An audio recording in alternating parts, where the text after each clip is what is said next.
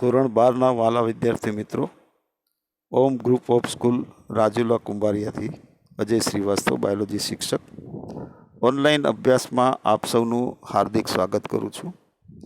ગઈકાલે આપણે વસ્તી આંતરક્રિયાઓ વિશે ચર્ચા કરી કે જેમાં કોઈ પણ એક જાતિ વસવાટ એ પ્રાકૃતિક નિવાસસ્થાનમાં શક્ય નથી. એની માટે કમસે કમ એક વધુ જાતિની જરૂરિયાત રહે છે કે જેને તે ખોરાક તરીકે ગ્રહણ કરી શકે. તો આપણે ગઈકાલે આંતરક્રિયાઓના નામ વિશે ચર્ચા કરી, જેમાં સર્વપ્રથમ છે એ સહોપકારિતા, સ્પર્ધા, પરભક્ષણ, પરોપજીવન, સહભોજિતા અને પ્રતિજીવન. તો સર્વપ્રથમ આજે આપણે પરભક્ષણ એની ચર્ચા કરીશું. તો પરભક્ષણ એટલે કે જો કોઈ સમુદાયના વનસ્પતિને ખાવા માટે પ્રાણી જ ન હોય તો સ્વયંપોષી સજીવો દ્વારા સ્થાપન કરવામાં આવેલી એ બધી ઉર્જાનું શું થાય?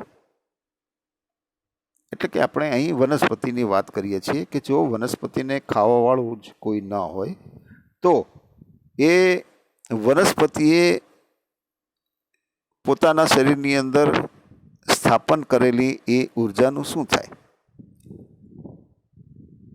પરભક્ષણને તમે પ્રકૃતિની એવી રીતે વિચારી શકો કે જેમાં વનસ્પતિઓ દ્વારા સ્થાપિત કરવામાં આવેલી ઉર્જા એ ઉચ્ચ પોષક સ્તરોએ સ્થળાંતરિત થાય છે. જ્યારે આપણે પરભક્ષી અને શિકાર એટલે કે ભક્ષક અને ભક્ષ્ય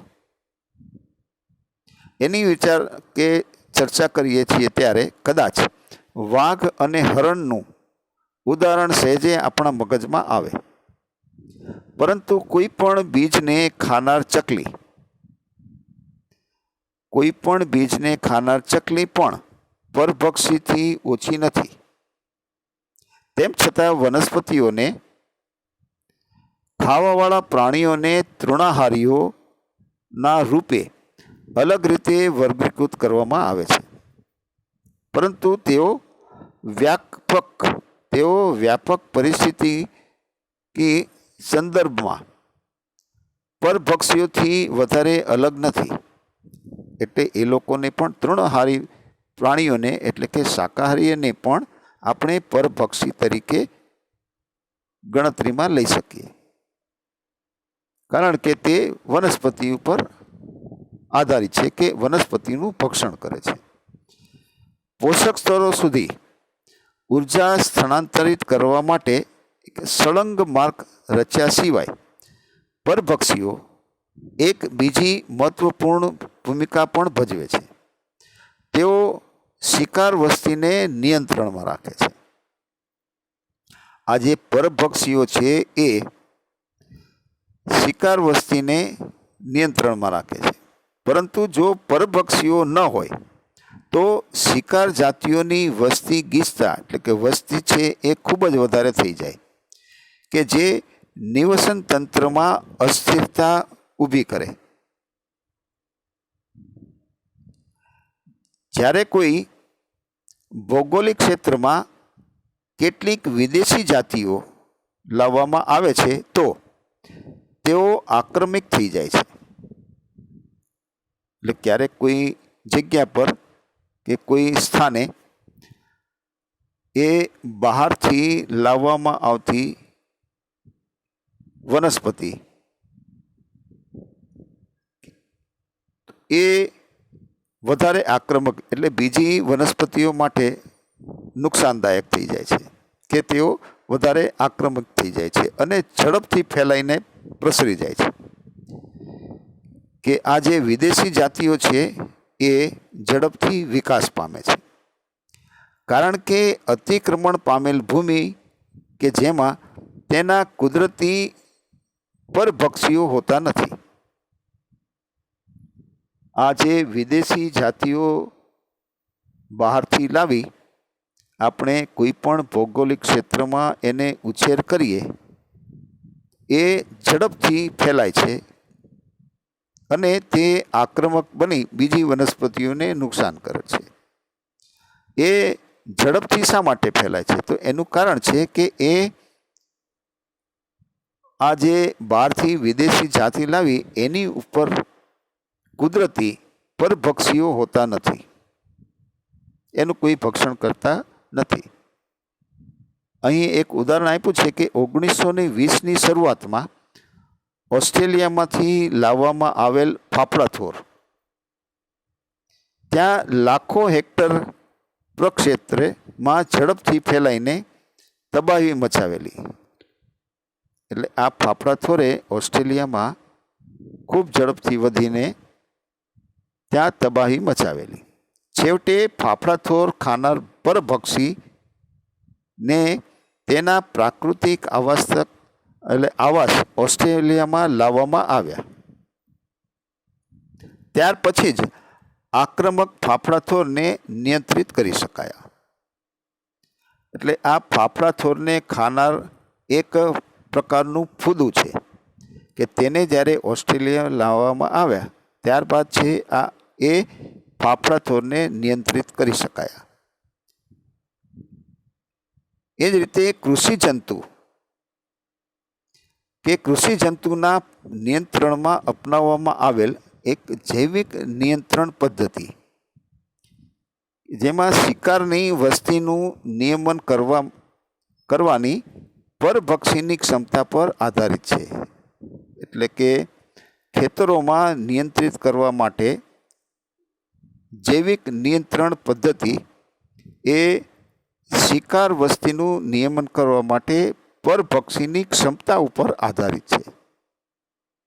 પરભક્ષીઓ સ્પર્ધા કરતી શિકાર જાતિઓની વચ્ચે સ્પર્ધાની તીવ્રતા ઓછી કરી કોઈ સમુદાયમાં જાતિઓની વિવિધતા જાળવી રાખવામાં પણ મદદરૂપ થાય છે. અમેરિકાના પ્રશાંત મહાસાગરી કિનારા પર કે કિનારાના પથરાળ એવા આંતરજુવાળી વિસ્તારના સમુદાયમાં તારા માછલીની એક જાતિ કે જેનું નામ છે પાઇસેસ્ટર એ એક મહત્વપૂર્ણ પરભક્ષી છે. આ તારા માછલી એક જાતિ પાઇસેસ્ટર એક મહત્વપૂર્ણ પરભક્ષી છે. પ્રયોગશાળાની બહાર કરવામાં આવેલ એક ક્ષેત્ર પ્રયોગમાં જ્યારે એક બંધ આંતરજુવાળી ક્ષેત્રમાંથી બધી તારા માછલીઓ દૂર કરવામાં આવી તો આંતરજાતિ સ્પર્ધાના કારણે એક જ વર્ષમાં અપૃષ્ઠવંશીઓની 10 કરતાં પણ વધારે જાતિઓ છે એ વિલુપ્ત થઈ ગઈ. એટલે કહેવાનો મતલબ કે કોઈ પણ એક વિસ્તારમાં એક જ પ્રકારની વસ્તી કે એક જ પ્રકારના પ્રાણીઓ છે એ એકલા રહી શકતા નથી. એની માટે બીજા પ્રકારની કે બીજી જાતિની સજીવ હોવું એ જરૂરી છે. તારા માછલીઓને દૂર કરવામાં આવી જેના કારણે આંતરજાતિ સ્પર્ધા છે એ વિક્ષેપ પામી, જેના કારણે એક જ વર્ષમાં અપૃષ્ઠવંશીઓની 10 કરતાં પણ વધારે જાતિઓ છે એ વિલુપ્ત થઈ ગઈ.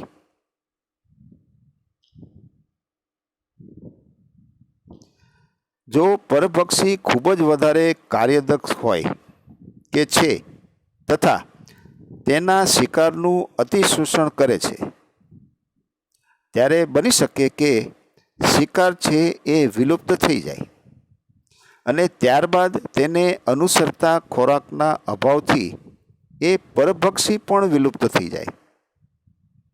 આ જ કારણ છે કે કુદરતમાં પરભક્ષીઓ શા માટે સમજદાર છે અને પરભક્ષણના પ્રભાવને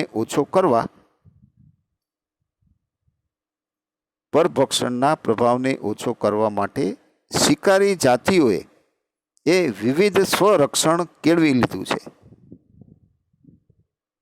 જેમ કે કીટક અને દેડકાઓની કેટલીક જાતિઓ એ પરભક્ષી દ્વારા સહેલાઈથી ઓળખાઈ જવાથી બચવા માટે રહસ્યમય રીતે એ રંગીન હોય છે.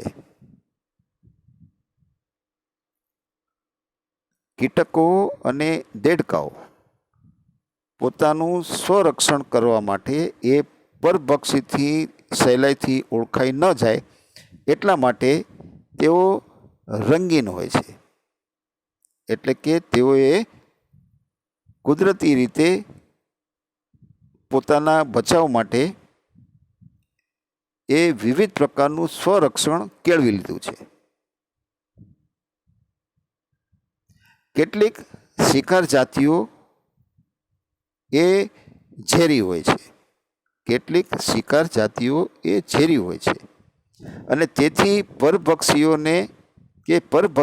તેમને ટાળી દે છે, એટલે કે એને ખાતા નથી.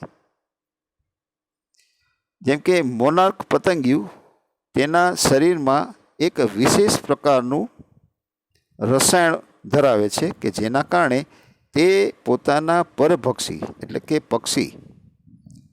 પરભક્ષી માટે ખૂબ જ અરુચિકર, એટલે કે એનો સ્વાદ છે એ બેસ્વાદ હોય છે, એટલે તે સ્વાદમાં ખૂબ જ ખરાબ હોય છે.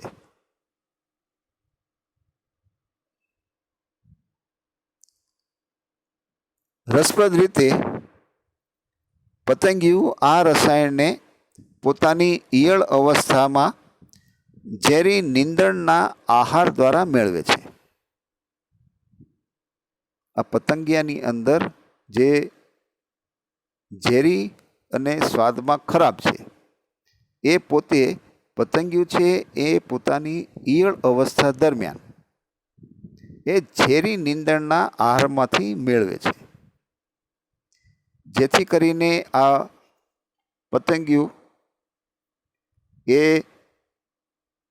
એવું રસાયણ ધરાવે છે કે જેથી કરીને પરભક્ષી એની માટે એ અરુચિકારક હોય અને એ રીતે તે પોતાનો બચાવ કરી લે છે. વનસ્પતિ માટે તૃણાહારી પ્રાણીઓ એ પરભક્ષી છે. એટલે કે તૃણાહારી એટલે કે ઘાસ ખાનાર પ્રાણી કે વનસ્પતિ ઉપર નભનાર પ્રાણી કે જેને તૃણાહારી પ્રાણી કહેવામાં આવે છે. એટલે વનસ્પતિ માટે તૃણાહારી પ્રાણીઓ એ પરભક્ષી છે. કુલ કીટકોના લગભગ 25% જેટલા કીટકો એ વનસ્પતિ ભક્ષી છે.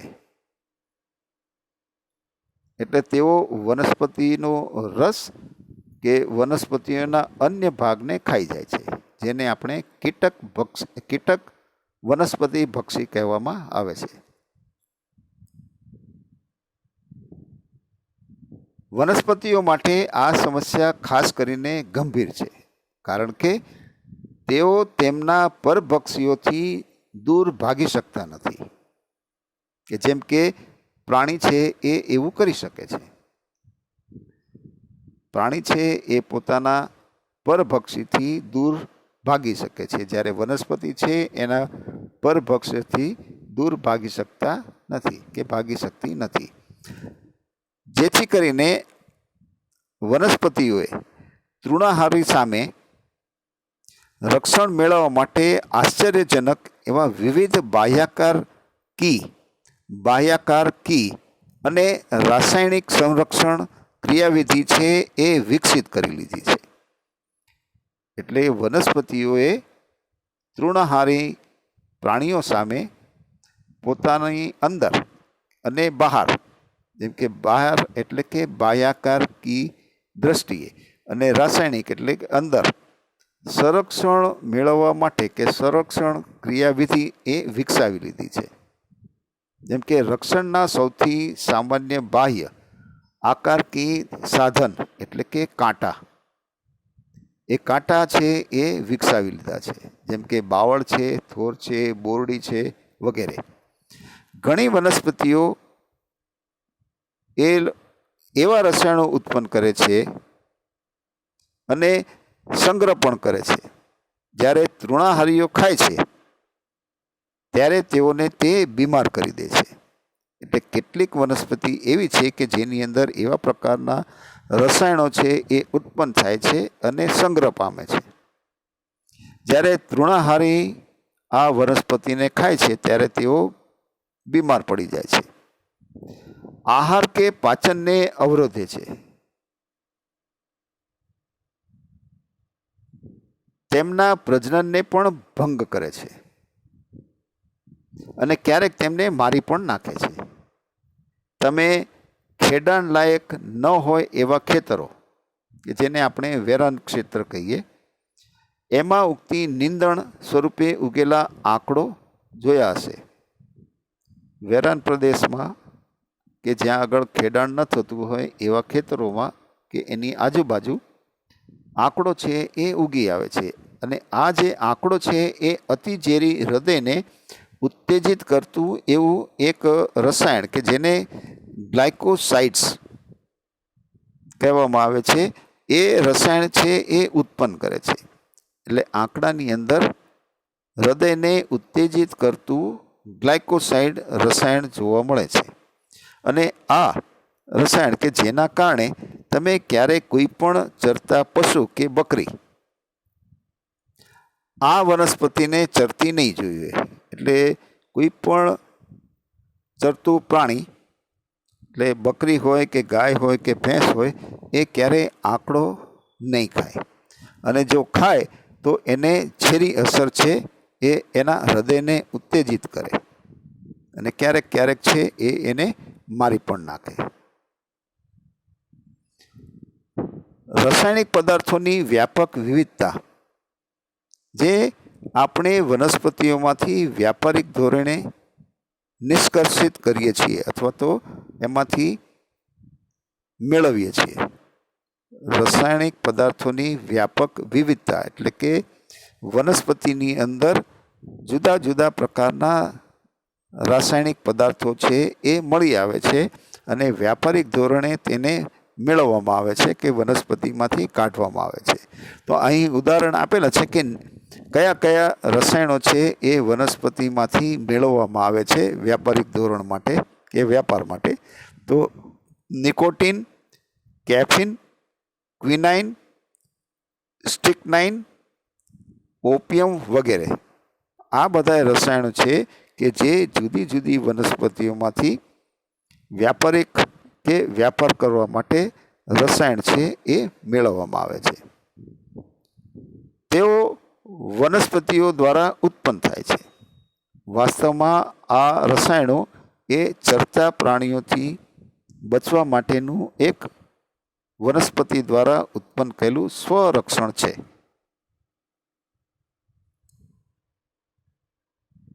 વાસ્તવમાં આ બધા રસાયણો કે જે વનસ્પતિમાં જોવા મળે છે એ પોતાના સ્વરક્ષણ માટે છે.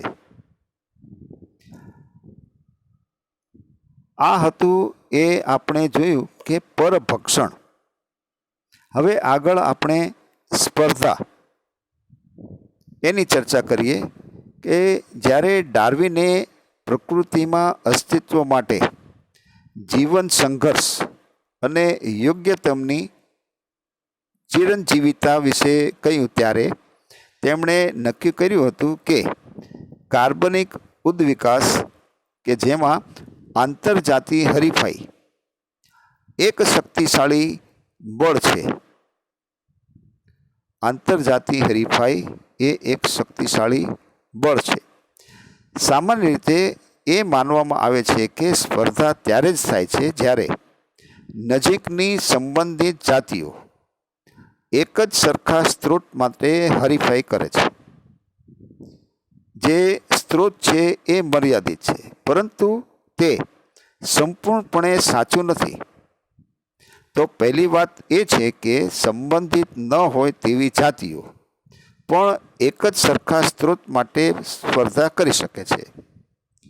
ઉદાહરણ માટે દક્ષિણ અમેરિકાના કેટલાક છીછરા તળાવો એની મુલાકાત લેતા આગંતુક સુરખાબ કે જેને આપણે માઇગ્રેટરી બર્ડ્સ ફ્લેમિંગો તરીકે ઓળખીએ છીએ, એ મુલાકાતી સુરખાબ અને ત્યાંની સ્થાનિક આવાસી માછલીઓ, એટલે બહારથી આવતા આંગતુક સુરખાબ અને ત્યાં જ રહેતી આવાસી માછલીઓ, તેમના સામાન્ય ખોરાક, એ લોકોનો સામાન્ય ખોરાક એટલે કે પ્રાણી પલ્લવકો,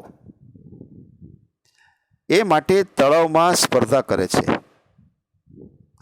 પ્રાણી પલ્લવકો એ સુરખાબ અને છીછરા પાણીમાં રહેતી એવી આવાસી માછલી, એને સામાન્ય ખોરાક છે, એટલે બંનેનો ખોરાક છે એ પ્રાણી પલ્લવકો. એ તળાવમાં સ્પર્ધા કરે છે. બીજી વાત એ છે કે સ્પર્ધાના સ્ત્રોતનું મર્યાદિત હોવું એ આવશ્યક નથી, પરંતુ દખલગીરીની સ્પર્ધામાં એક જાતિની ખોરાક લેવાની કાર્યદક્ષતા બીજી જાતિની દખલયુક્ત અને અવરોધક હાજરીને કારણે ઘટી શકે છે. એટલે કે એક જાતિની જે ખોરાક લેવાની કાર્યદક્ષતા છે એ બીજી જાતિની કાર્યદક્ષતા ઉપર અસર કરી શકે છે, ભલે એ સ્ત્રોતો વિપુલ માત્રામાં ઉપલબ્ધ હોય. તેથી સ્પર્ધાને એક એવી પ્રક્રિયા રૂપે સારી રીતે વ્યાખ્યાયિત કરી શકાય કે જેમાં એક જાતિની યોગ્યતા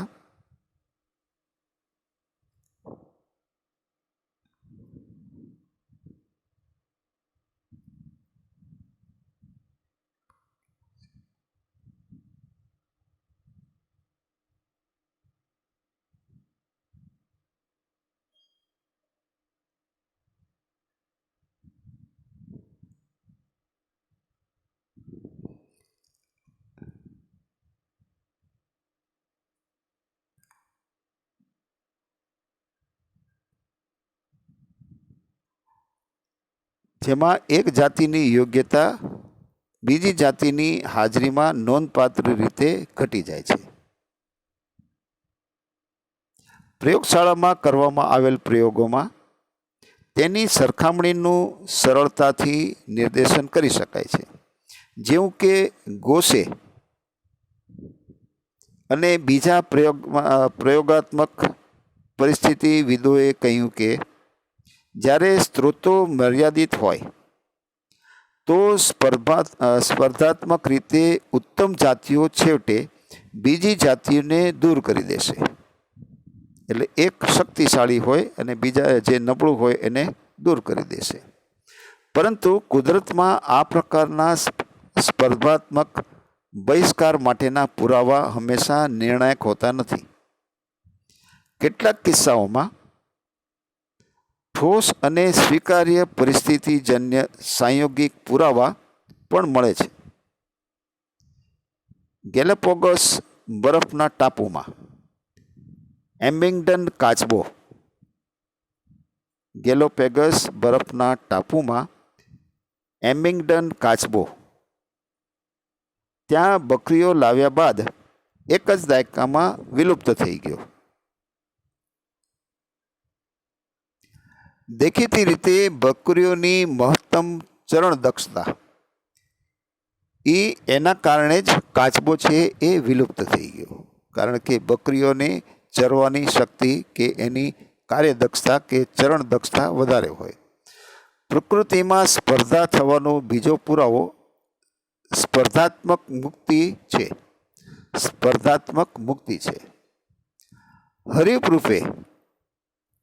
હરીફ રૂપે ઉત્તમ જાતિની હાજરીના કારણે જે જાતિનું વિતરણ નાના ભૌગોલિક વિસ્તારો પૂરતું પ્રતિબંધિત થઈ ગયું છે તે સ્પર્ધા જાતિને પ્રયોગાત્મક રીતે દૂર કરી દેવાથી તેનો વિતરણ વિસ્તાર નાટકીય રીતે ફેલાઈ જાય છે.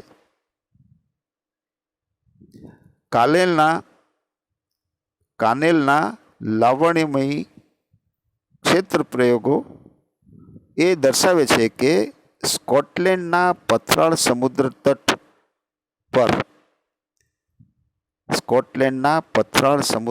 પર મોટા અને સ્પર્ધી રૂપે ઉત્તમ બાર્નેકલની આંતરજુવાળી ક્ષેત્રમાં પ્રભાવિતતા છે, એટલે કે એની ત્યાં માત્રા પુષ્કળ પ્રમાણમાં છે, તથા તેને નાના બાર્નેકલ્સને તે ક્ષેત્રમાંથી ખસેડી દીધા.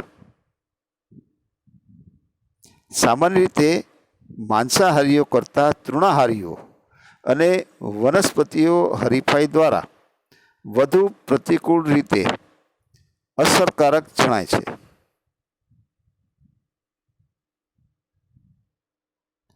ગોસનો સ્પર્ધાત્મક કે સ્પર્ધક નિષેધ નિયમ. ગોસનો સ્પર્ધક નિષેધ નિયમ એ જણાવે છે કે એક જ પ્રકારના સ્ત્રોતો માટે સ્પર્ધા કરવાવાળી બે નજીકની સંબંધિત જાતિઓ અનંતકાળ સુધી એકબીજા સાથે રહી શકતી નથી કે સહ અસ્તિત્વ ધરાવતી નથી, અને અંતે સ્પર્ધા રૂપે નિમ્ન જાતિને વિલુપ્ત કરી દેવામાં આવશે. અને એવું ત્યારે જ સાચું થશે કે જ્યારે સ્ત્રોતો એ મર્યાદિત હશે, અન્યથા નહીં હોય. સ્પર્ધા વિશેનો વધુ વર્તમાન અભ્યાસ એ આવી કુલ સર્વસામાન્ય કે સર્વમાન્યની સહાય કરતો નથી, ત્યારે તેઓ પ્રકૃતિમાં આંતરજાતિ સ્પર્ધા થવાના નિયમને નકારતા નથી, પણ તેઓ એ ધ્યાન ખેંચે છે કે સ્પર્ધાનો સામનો કરવાવાળી જાતિઓ આવી ક્રિયાવિધિ વિકસિત કરી શકે છે. જો નિષેધ સિવાય, એટલે કે જો બહિષ્કાર સિવાય તેના સહ અસ્તિત્વને પ્રોત્સાહન આપે તો આવી એક ક્રિયાવિધિ એટલે કે સ્ત્રોત વિભાજન છે. ઉદાહરણ લઈએ તો જો બે જાતિઓ એક જ સ્ત્રોત માટે સ્પર્ધા કરે છે તો તેઓ ખોરાક માટે અલગ અલગ સમય અથવા અલગ ચારણ કૌશલ્ય પસંદ કરી સ્પર્ધાથી બચી શકે છે. મેકઆર્થરે દર્શાવ્યું છે કે એક ઝાડ પર રહેતી ફૂદીઓ કે ફૂદકીઓ ગાનાર કે ટહુકા કરનાર પક્ષીઓની 5 નજીકની સંબંધિત જાતિઓ સ્પર્ધાથી બચવા માટે સફળ રહી, અને વૃક્ષ પણ કીટકોનો શિકાર શોધવાની તેમની ચારણ પ્રવૃત્તિઓમાં વ્યાવહારિક ભિન્નતાઓ એના કારણે સાથે સાથે રહી શકી.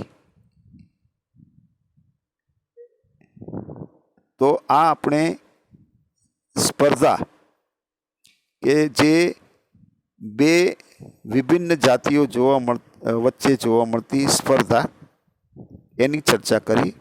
આવતીકાલે આપણે પરોપજીવી, સહભોજિતા અને સોપકારિતા વિશે ચર્ચા કરીશું.